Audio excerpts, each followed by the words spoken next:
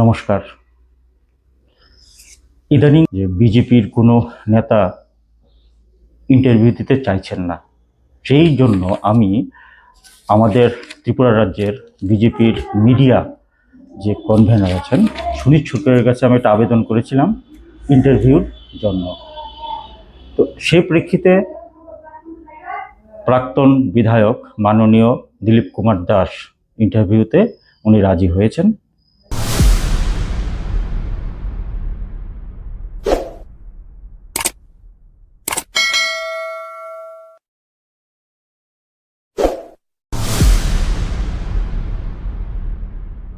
নমস্কার। হ্যাঁ, নমস্কার। বাস্তবিক প্রেক্ষাপটে দেখলে আমার মনে হচ্ছে যে বিজেপি বেশি ধর্মভিত্তিক রাজনীতি করছে। এই ব্যাপারে আপনার কি চিন্তা? ধর্মের ডেফিনেশনটা কি? আমরা যখন সায়েন্সে যখন পড়াশোনা করি, আমরা পড়েছি যে প্রপার্টি, যেমন একটা ম্যাটেরিয়ালস, একটা মিনারেলস বা একটা গ্যাসের কি প্রপার্টি আছে। যদি ধর্ম যদি হয়, তাহলে বিজেপি একটাই ধর্ম পালন করে, সেটা হচ্ছে মানব ধর্ম। মানুষের উন্নয়নের জন্য, মানুষের তার আর্থিক বিকাশের জন্য, তার সার্বিক বিকাশের জন্য এবং দেশের, রাষ্ট্রের, রাজ্যের সম্পূর্ণ বিকাশের জন্য যে ধর্মটা, সেই ধর্মটাই বিজেপি পালন করে। আলাদাভাবে হিন্দু ধর্ম, মুসলিম ধর্ম, খ্রিস্টান ধর্ম, এগুলোকে আমরা মনে করি যে এক একটা পন্থা।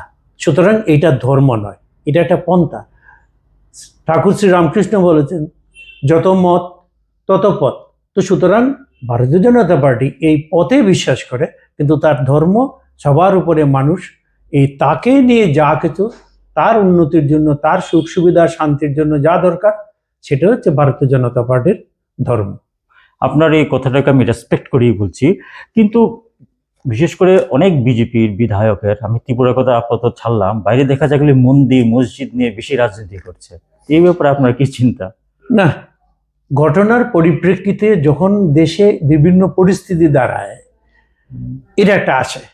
আর ভারতবর্ষের স্বামী বিবেকানন্দ বলেছেন যে ভারতবর্ষের আত্মার সেটা হচ্ছে প্রাণ, যেটা হচ্ছে সেটা হচ্ছে ধর্ম। সেই ক্ষেত্রে আমরা যে দৈনন্দিন যে চর্চা করি, সেটা একটা ধর্ম। এখন কোন মানুষ কিভাবে ধার্মিক, যেমন আমাদের পূজা আর্চা, আমরা লক্ষ্মী পূজা, সরস্বতী পূজা, বাড়িতে মঙ্গলচণ্ডী পূজা, মনসা পূজা, এগুলো আমাদের পরম্পরায় ঢুকে গেছে।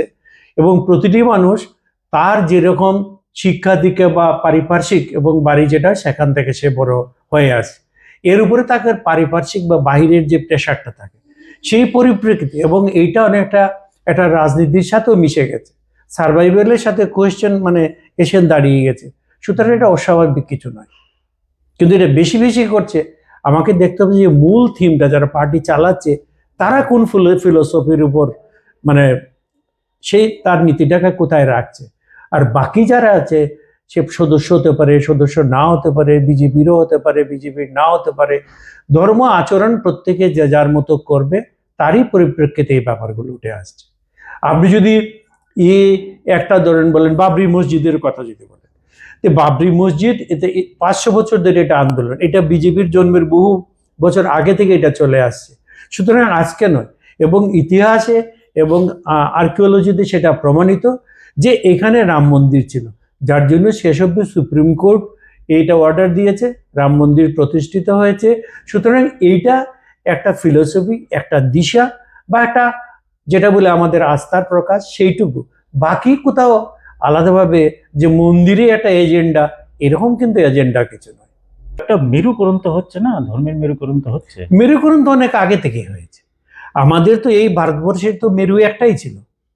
আজ থেকে যদি আমরা 2000 বছর আগে দেখি, তার থেকে বেশি না, আজকে আমাদের এখানে 2000 বছর আগে কি ছিল? আমাদের সনাতন ধর্মই ছিল, এবং এটা সবাই স্বীকার করে। যদি আমরা সনাতন ধর্ম দেখি, এজলেস, এটা স্রষ্টা পর্যন্ত আমি যেহেতু আমি ধর্মে বিশ্বাস করি, সেই জন্য আমি কথাটা বলছি।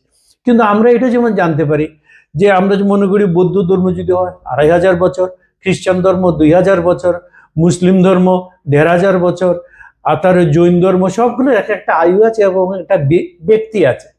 কিন্তু বেসিক্যালি এখন অনেক মুসলিম যারা ধর্মগুরু এবং যারা অনেক বেশি ফিলোসফার বা এটা বলেন, তারা সবাই বলছে, এমনকি আরো সবচেয়ে বড় কথা, আমাদের কাশ্মীরের গোলাম নবী আজাদ, তিনি বলেছেন যে আমাদের পূর্বপুরুষরা হিন্দু ছিল, এখন অনেকেই কথাটা বলছে। সুতরাং আজকে যে ওইখানে কথাটা বলা, এটা যদি বলা হয় ধর্ম ব্যাপারটা নয়। আমি তো বলবো সবাই তার রুটের দিকে যাওয়ার একটা চেষ্টা চলছে। ইদানিংকার সোশ্যাল মিডিয়ায় আমি অনেকের কাছ থেকে এই কথা শুনছি, যারা প্রত্যেকে বলছে যে আমাদের পূর্বপুরুষ হচ্ছে আমাদের হিন্দু ছিল। যারা কনভার্ট হয়, আমি যেমন বাংলাদেশের কথা যদি আমি বলি, তো এখানে যারা মুসলিমরা একসময় তাদের পূর্বপুরুষ হিন্দু ছিল, কিন্তু যেটা বাস্তবতা 1947 সালে ভারতবর্ষ স্বাধীন হয়েছে, হ্যাঁ, বাংলা ভাগ হয়েছে। আমার পার্সোনাল দৃষ্টিভঙ্গি আমি এখানে দেশ ভাগ বলি না, এখানে বাংলা ভাগ বলি। তো তারাও তো একসময় হিন্দু ছিল, কোনো না কোনো কারণে তারা কনভার্ট হয়েছে, কিন্তু আজকে তাদের মধ্যে একটা মানে হিন্দু মুসলিম একটা শত্রুতার একটা মানে বিষয় এসে দাঁড়িয়েছে আর কি। এটা কোন দিকে কি যায় এটা তো বুঝতে আচ্ছা, পারছি না। একটা কথা আমাকে বলুন তো, 1947 সালে যখন দেশ ভাগ হলো, হুম, 1946-এ যে যখন ক্যালকাটা ডাইরেক্ট অ্যাকশন যখন হলো, যখন মাস কিলিং হলো, যখন নোয়াখালীতে হলো, 1971-এর যুদ্ধে, এই যে পূর্ব পাকিস্তান যেটা আমরা বলি, হুম, হুম, পূর্ব পাকিস্তানে আমাদের হিন্দুরা সংখ্যা তখন ছিল 27%, আজকে সেই সংখ্যাটা 8%।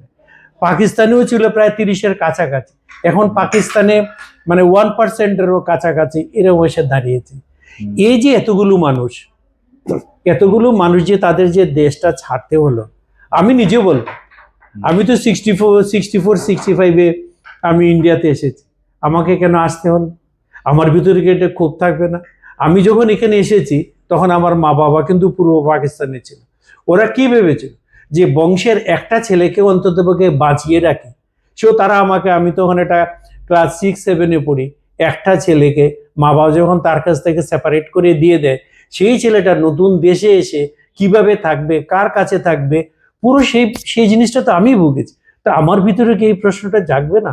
আমার ভিতরে কি এই ক্ষোভটা হবে না? আজকে যদি আমরা পুরোটা এখানকার মধ্যে দেখি, আজকে আমি সেই যে 64 এবং তার আগে থেকে আমি যে আমার বাড়ি ছাড়া, এখনো প্র্যাকটিক্যালি বলতে বলে এটা তো না হয়, আমি শিক্ষা দীক্ষা বিভিন্ন দিক থেকে আমার ভিতরে অনেক মডারেশন এসেছে, অনেক হয়েছে, কিন্তু যারা জমি জমা বাড়ি ভিটা কিংবা তার বাড়িতে মা বোন যাদের যেখানে শ্লীলতাহানি হয়েছে, রেপ হয়েছে, মার্ডার হয়েছে, কোলের বাচ্চাকে নিয়ে এসেছে, এই লোকটা তো ঈশ্বর নয় যে সেই কথাটা বল কারা করেছে। আজকে যদি সার্বজনীন ভূমিকম্পে মারা যেত, আজকে বন্যায় মারা যেত, কিন্তু দেখা যাচ্ছে যে একটা ধর্মের বিশ্বাসের জন্য, তারা ধর্ম রক্ষার জন্য, এবং তারা আরেকটা ধর্ম রক্ষা হলে আরেকটা ধর্মের লোক তাদের উপরে এটা বলেছে, যারা বিশ্বাস করে যে এই একটা ধর্ম ছাড়া পৃথিবীতে অন্য কোনো ধর্ম থাকতে পারবে না, যারা ছবি থাকতে পারবে না, কোনো মূর্তি থাকতে পারবে না, অন্য বিলিভার থাকতে পারবে না, তাদেরকে শেষ করো, সন্তান বাড়াও। তো এইগুলো যদি হয় তাহলে আপনাকে ইটিওলজিতে যেতে হবে যে এটা প্রাইমারি না রিঅ্যাকশনারি। আমি তো বলবো এটা রিঅ্যাকশনারি এখন যে কথাটা। এবং যারা বলছে যে এই সেকুলারিটা, তারা আগে বলুক, আজকে মুর্শিদাবাদে যে সেদিন যে দুজন লোককে যে মারা হলো, অনেকেই তো অনেক কথা, অনেক মিছিল টিছিল আমরা দেখি, তাহলে ওই দুটো লোকের জন্য কেন কোনো লোক, বুদ্ধিজীবী যারা আছে, বাঙালি বুদ্ধিজীবী ভারতবর্ষে, কেন এখানে কোনো প্রতিবাদ? তার কি দোষ ছিল? এটা দোকানদারি করত, বাপ ছেলেকে এসে মেরে দিল। তাহলে যত আমাদের শিক্ষিত বুদ্ধিজীবী লোকরা যত এক পেশে আচরণ করবে, যত বেশি বুদ্ধিজীবী এবং নীরবতা বা সেকুলারিজম কথা বলবে মানুষের ভিতরে, সব মানুষ শিক্ষিত না, এবং শিক্ষিত বলতে আমাদের মতো না, আমি এটাকে ধরছি না, তার ভিতরে আবেগ আছে, তার ভিতরে ধর্মীয় বিশ্বাস আছে, সে ঘর থেকে বেরোবার আগে এই দুর্গাকে প্রণাম করে, কালীকে প্রণাম করে, এটা তার জন্মগত, তার ভিতর থেকে, জন্মের পর থেকে দেশছে। সুতরাং এই রিয়েকশনটা হবে, এটা অস্বাভাবিক না, এটা খুবই স্বাভাবিক, এবং ইটস রিয়েকশনারি, নট দ্য প্রাইমারি। না, তার জন্য তো আপনার ওই নির্দিষ্ট ধর্মের সব লোক তো এর জন্য দায়ী হতে পারে না। না, একটা